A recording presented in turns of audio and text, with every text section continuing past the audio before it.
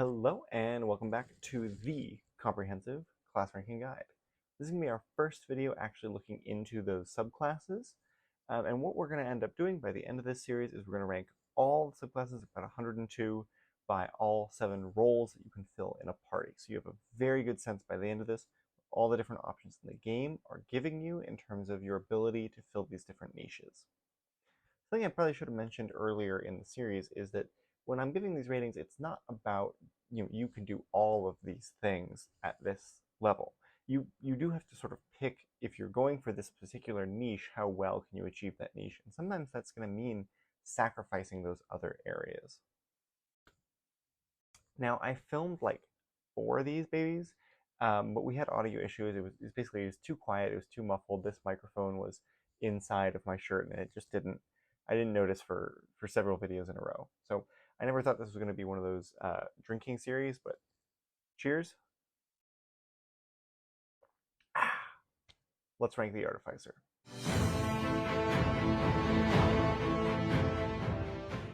So the first Artificer subclass we're going to look at is the Alchemist. We can just look at the class features and compare that to the baseline of the Alchemist, which is here, if you need a refresher.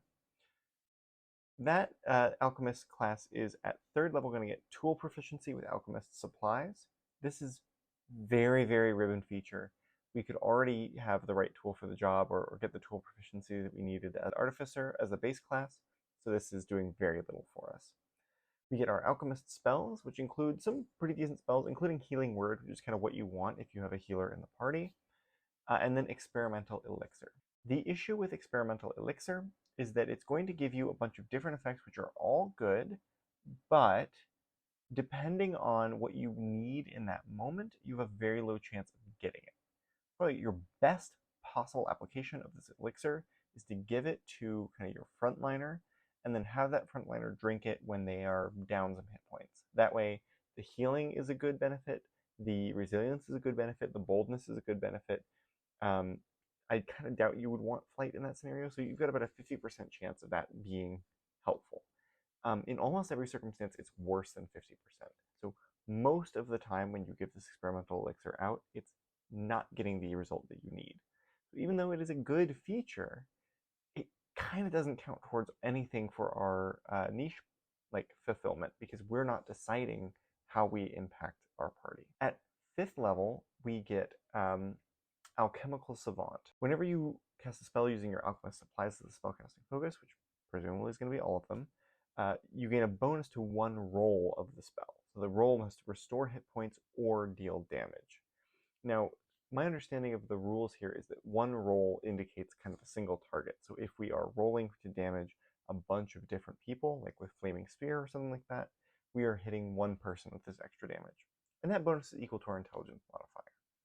So we went from some support benefits in 3rd level to now some damage and support benefits here at 5th level. How big is the damage increase?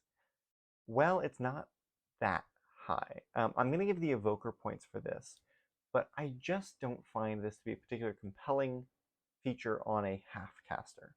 You're not getting the big spells like Fireball until pretty late. You're not being able to upcast some of those area of effect spells to do extra damage. You're really working with low tiers of damage. Your infusions aren't helping you with the spell casting. Generally, you're already doing pretty poorly.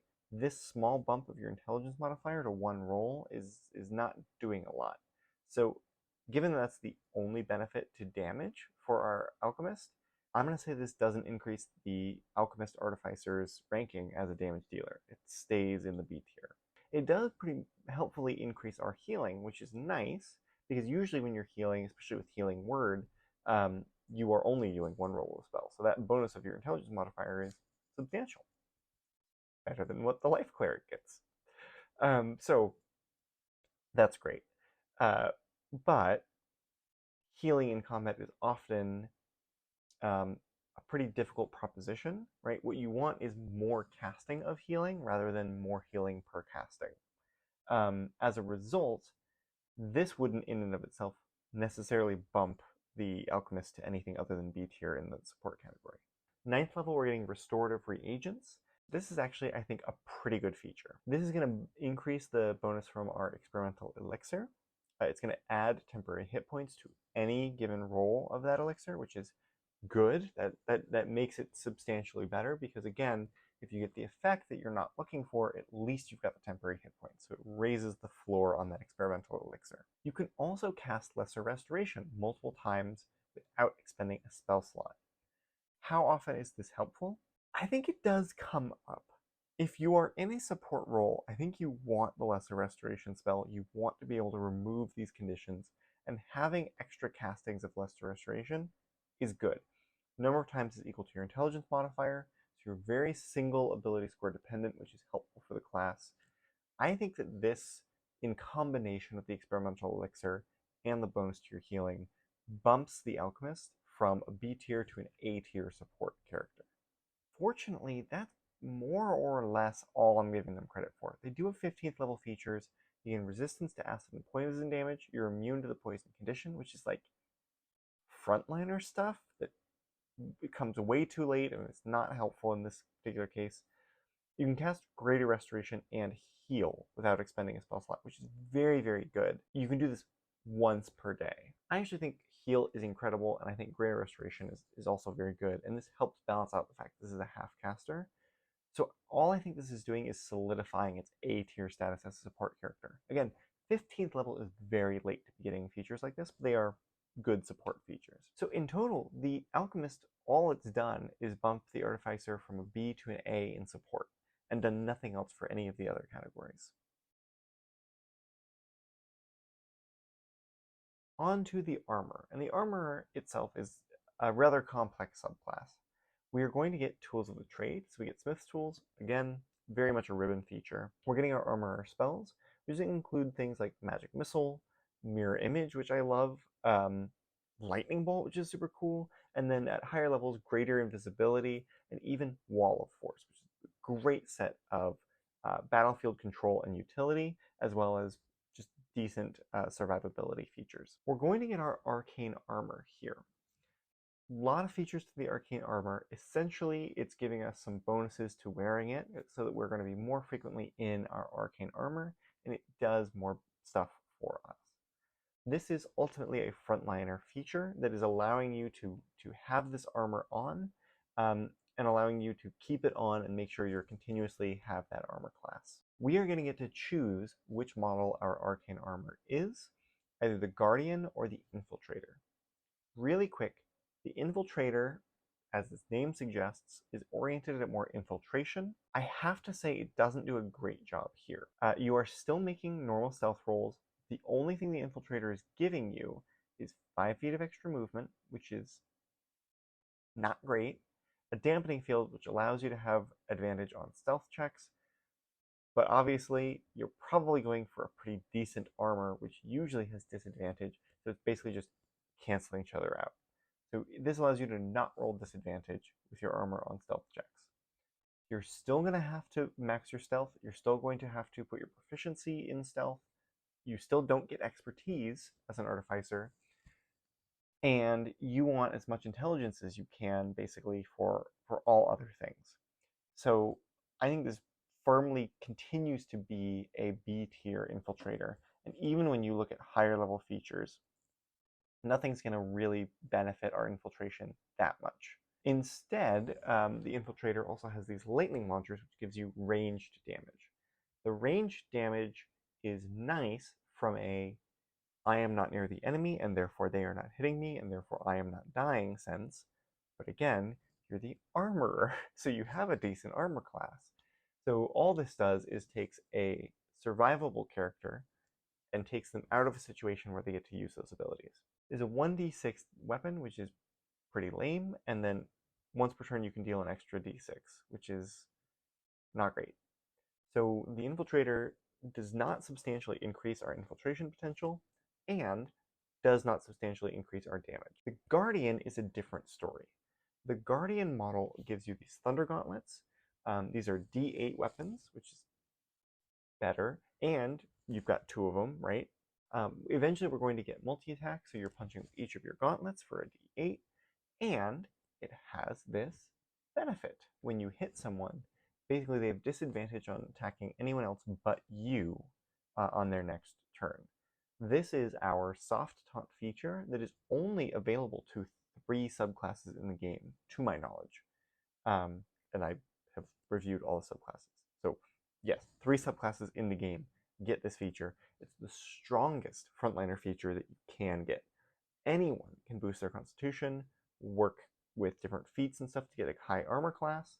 The armor gives you that high armor class, and it gives you this frontliner feature right up front. Immediately, we are boosting our frontliner potential. We're also going to get defensive field, which gives us a use for our bonus action, giving us temporary hit points, which is very helpful for our survivability. Right now, we are teetering at the edge, the upper edge of A tier as a frontliner, because very few other people are going to have the armor class that we have. Very few other people are going to be able to hold the enemy's attention on us the way that we can in our Guardian armor. Problem with the armor is if you're going to orient yourself into a damage dealing role, you can't use these weapons. You can't use the lightning launchers or the thunder gauntlets, which means none of the subclass features are supporting you. So they're directly competing with some of the damage dealing tools you might have wanted to put into play. For that reason, I'm going to take the Armorer Artificer from a B tier Beatdown down to a C tier, because there's really not a lot here. The Armorer Artificer is also going to get extra attack. This is a boost to damage. I would say relative to other damaging classes, this is not as big of a boost because that extra attack is doing less damage. However, in terms of making sure that our enemy is concentrating on us, we now get 2 chances to land that gauntlet hit. So this is actually boosting our frontliner status even better. Armor modifications allow you to use more infusions on yourself, which is amazing because a lot of those infusions are, you guessed it, frontliner features. They are defensive bonuses. You can have other things that help with your spell concentration or with your damage, but generally defensive options are the best ones. So I'm going to say here at level 9, we are officially an S tier frontliner as an Armor Artificer. This is some of the best stuff you can get in the game. Finally, at the 15th level, our 2 different armor styles have 2 different capstones. The Infiltrator can make someone glow with the lightning, which means they have disadvantage on attacks against you. So it's again this idea of like, don't hit me, I'm just going to sit in the back and shoot lightning. And then they take extra damage if you hit them again, but the extra damage is a d6. At level 15! At level 15! Terrible. The Guardian gets a like yank maneuver, which is awesome for a frontliner. The ability to pull someone up to 25 feet towards you. Really spectacular. A strength saving throw, so there's a lot of enemies that are going to make that saving throw. But this is what you would want, is like the ability to yank someone in, fully solidifying the S tier status. The other 2 frontliners that have this kind of like soft taunt ability, I think have fewer features for actually engaging and bringing in enemies and holding their attention and gaining a lot of survivability. I think that the Armor Artificer is the best frontliner in the entire game. This is what you want to play if you want the best frontliner. Moving on to the Artillerist, which gets proficiency with Wood Carver's tools. You get extra spells, including Shield, which you love for survivability, Thunder Wave, Scorching Ray, which is good, Fireball, which is very good for damage, Wall of Fire, Wall of Force, great stuff. Your main feature is the Eldritch Cannon, which comes in a couple different flavors. Your Flamethrower is good for area damage. You're doing this cone-shaped damage to a bunch of people, doing 2d8 on a hit. This is obviously very, very good because you can continuously use it. It's like a 1st level or 2nd level spell even, but you can just continuously order the cannon to do this as a bonus action. This is amazing to use as a bonus action on each of your successive turns. You're going to also potentially get the Force Ballista. The Force Ballista has a lot more range, but is single target, so it's doing 2d8 to just that one target, but of course it is force damage, which very rarely resisted, so it's good kind of single target continuous damage. Lastly, you're going to get the Protector, which emits temporary hit points around it, which is equal to 1d8 plus your intelligence modifier. It's actually kind of a nifty support feature, which is sort of like the soft version of the Twilight Cleric's Twilight Sanctuary. The 5th level Arcane Firearm is going to allow you to empower the damage of some of your spells by a d8. So it's increasing the damage of that spell by a d8. This is sort of continuous, so it's workable on all of your different spells, which is really, really helpful. The d8 isn't crazy strong, but if you think about that bonus that the Alchemist got, equal to your intelligence modifier, it's going to be about a 4 or 5 usually, and the average roll of a d8 is 4.5. So it's right about in the same spot. So I gotta say this is another boost to damage. And having that consistent action using a spell with boosted damage, bonus action using your cannon with lots of extra damage, pretty good. I'm gonna say this is 100% like an A tier damage dealer right now. At 9th level, your cannon's damage is going to increase, which is well needed at this point because it's not scaling particularly well. It's also going to give you the ability to self-destruct the cannon, which I'm not going to count towards anything. At level 15, we're getting Fortified Position. This is actually going to provide benefit to your allies who are near your Eldritch Cannon. Have half cover when they're within 10 feet of it, which is actually quite good. And then you can have 2 cannons at the same time, which is really, really good for that damage because you're doubling it essentially. And then also, for that protection, if you need to spread that out a little bit, gives you more utility. Primarily, this is a big boost to damage. So let's imagine that we are using our flamethrower on 3 enemies. This is a relatively optimistic scenario, but if you've got 2 flamethrowers firing, each of them doing 3d8 to 3 targets, they have to make a dexterity saving throw against your spell save DC.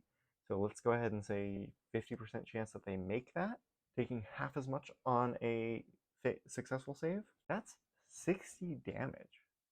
Sustainably, a bonus action. That's quite good. So it's not quite S tier damage because that's coming online at some very late levels. That doubling the cannon is again a 15th level feature. But it's such a good 15th level feature. I think you're playing a high level one shot, especially against many enemies.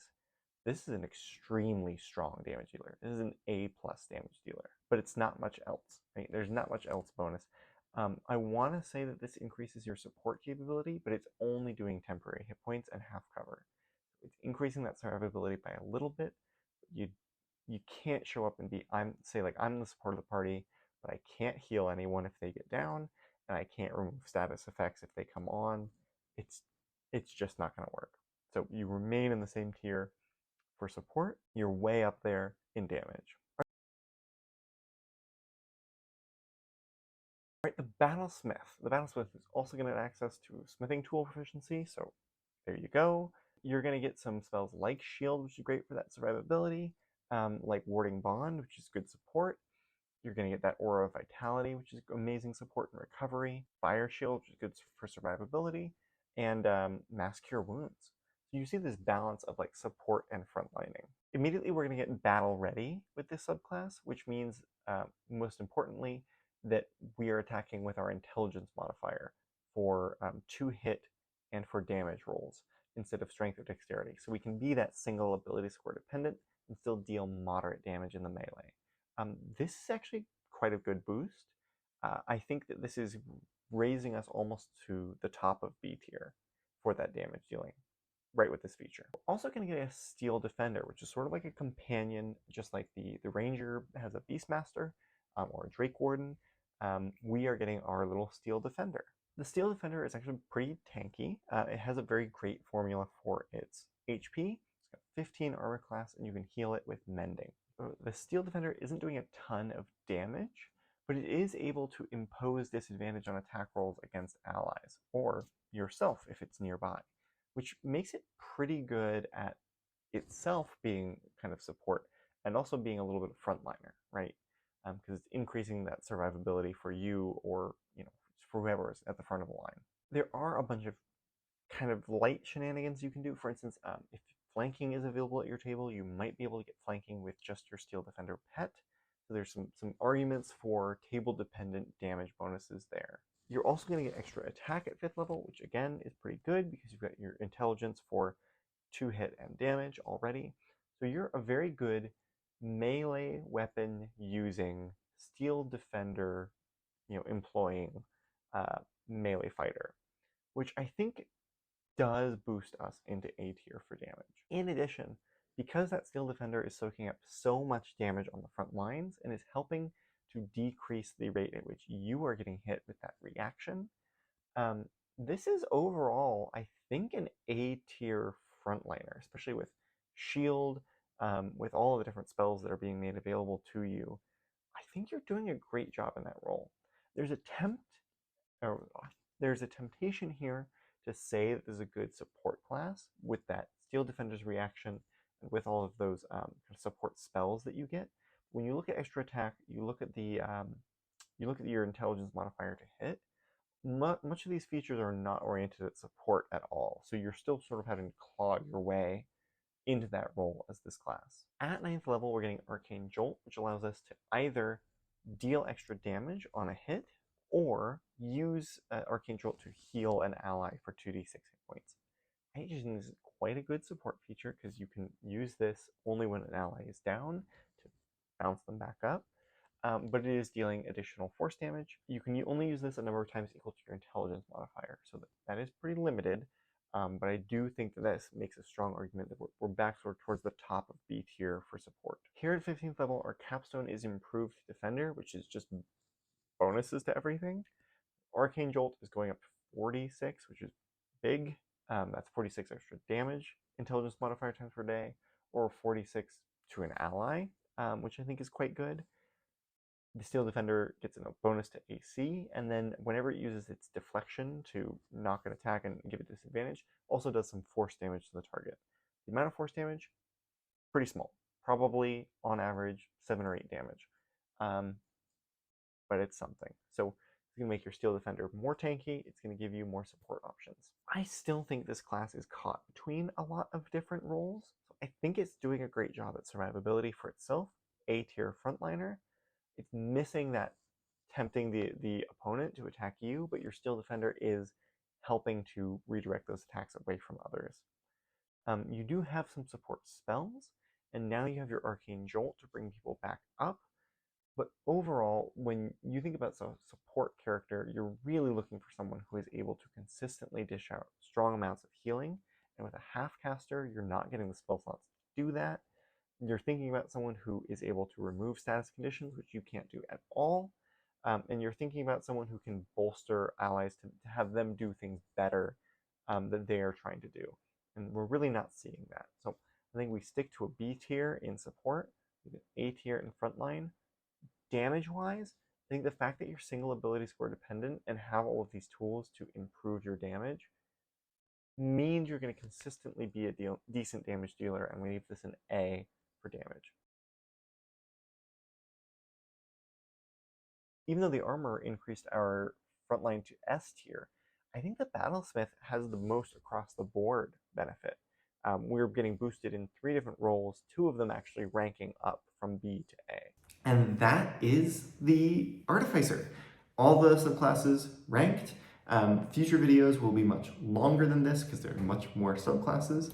But I hope you can see that even though the Artificer is usually considered a very weak class, because of the way that we've separated out these roles, it's doing quite well, matching many of them with its abilities. So overall, I think this is actually quite a strong class, and it shows a lot of positivity. I'll see you guys in 2 weeks for our next ranking video on the Bard.